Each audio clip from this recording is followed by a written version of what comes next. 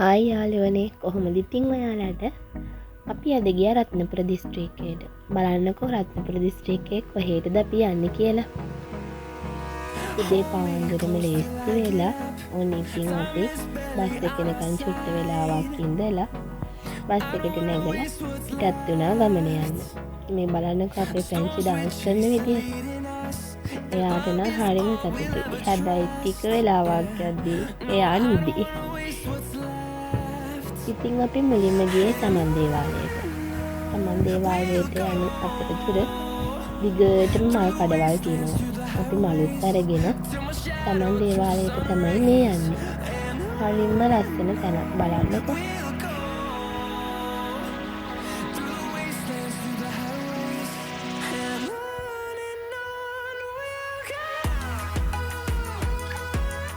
අපි යන දවසේ හොඳටම වැස්ස. ඒ වුණාට ඉතින් අපි වැස්ස කියලා බැලුවේ නෑ. අපි ආපු වැඩ ටික නම් කරගත්තා. යන්න හිතලා අපි තැන්වල අපි ගියා.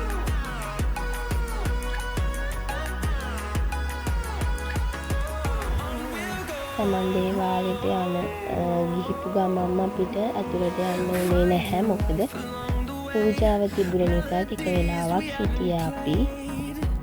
සමන් දේවාලේ ෆොටෝස් වීඩියෝස් ගන්න බැහැ බෝඩ් එකක් ගහලා තියෙනවා මේ ෆෝන් ක්‍රියාවිර හිත් කරගන්න කියලා.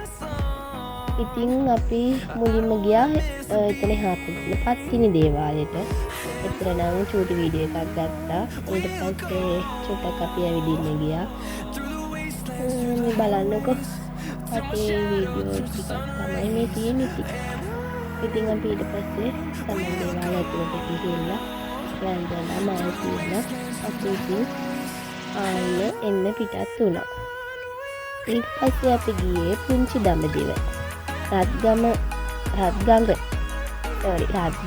තියෙන පුංචි දඹදිව බලන්න තමයි ගියේ. බලන්නකෝ ඉතින් බෝඩ් එහෙම ගහලා තියෙනවා. මුලින්ම වන්දනා කරන්න ස්ථානය පටන් ගන්න මෙතනින් කියලා එහෙම බෝඩ් ගහලා තියෙනවා.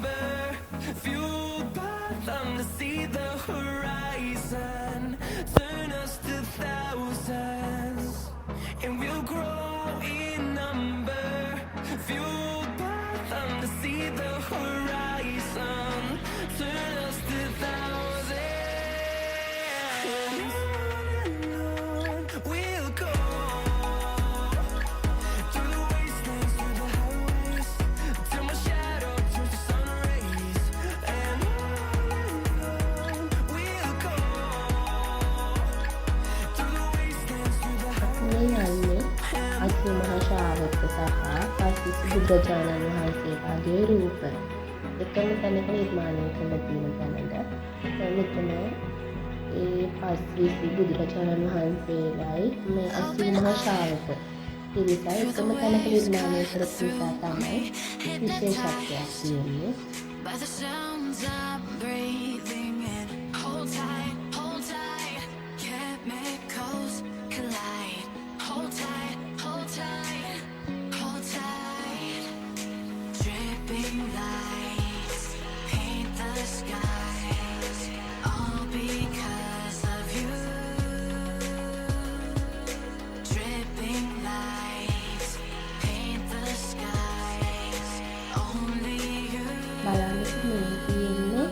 කිරිගැල්ල ප්‍රතිමාව සබරගම ප්‍රදේශයේ තියෙන ලොකුම කිරිගැල්ල ප්‍රතිමාව තමයි මේ තියෙන්නේ. ඊට පස්සේ දෙමහා චෛත්‍ය බලන්න.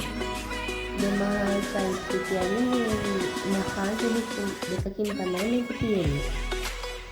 උදේම ආඩම් ලක්ෂණ විදිහම යටින්දන් ගිහිල්ලා උඩට ගියාට පස්සේ මෝඩම ලක්ෂණ බලන්නකෝ.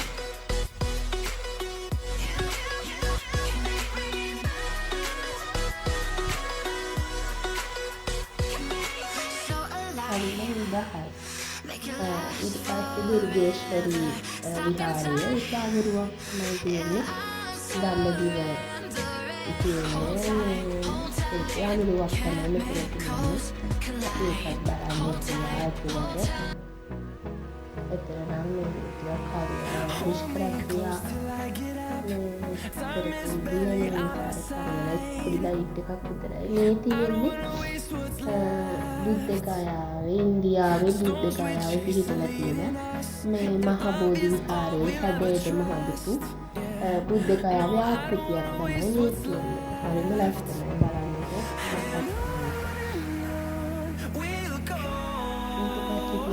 ගියා දිවා ගුහාව.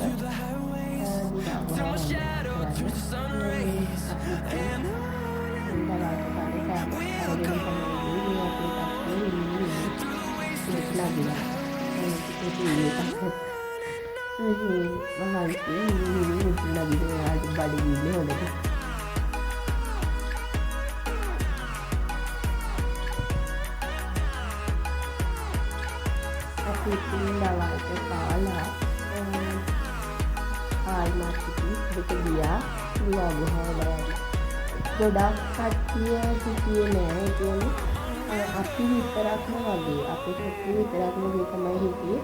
බලන්නට කට්ටිය නැහැ. මට වීඩියෝ කරගන්න ඉස්සෙල්ලා කට්ටිය නැති නිසා. ඒක බලන්න පැහැදිලිව කියනවා නෑ ලස්සනයි.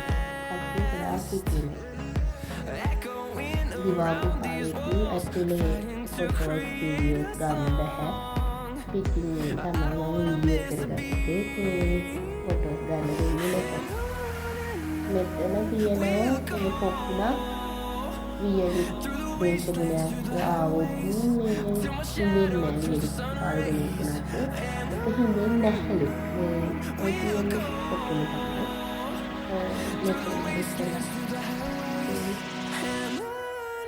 ඊට පස්සේ ගියා බෝපත් ඇවිල්ලා බලන්න නාන්න ගියා. උතරට යනකොට නම් ටිකක් හවස් වෙලා 5ට විතරයි. ඉතින් වතුර වැඩි වෙන නිසා අපිට ගොඩක් වෙලා ඉන්නේ අපිට විතරක් නෙමෙයි. ඉතින් ඔක්කොටම නෙමෙයි. 6:30 විතර එන්න කියලා කිව්වා. වතුර වැඩි වෙන නිසා. ඒක නම් කට්ටිය ගොඩාක් කියලා.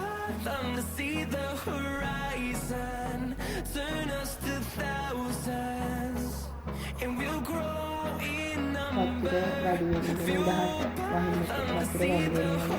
අපි එනකොට ගොඩක් වැස්ස තිබුණා. දැන්ටත් මේ පොඩ වහිනවා.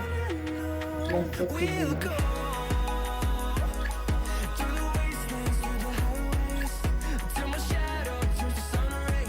අපි පොඩි වෙලාවක් ඉඳලා ඉක්මනට ආවා බස් එක.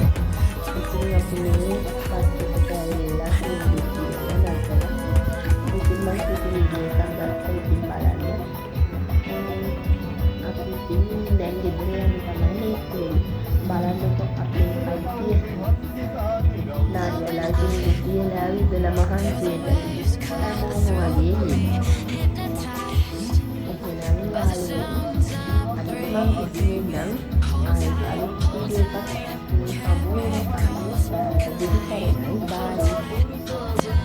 Bye.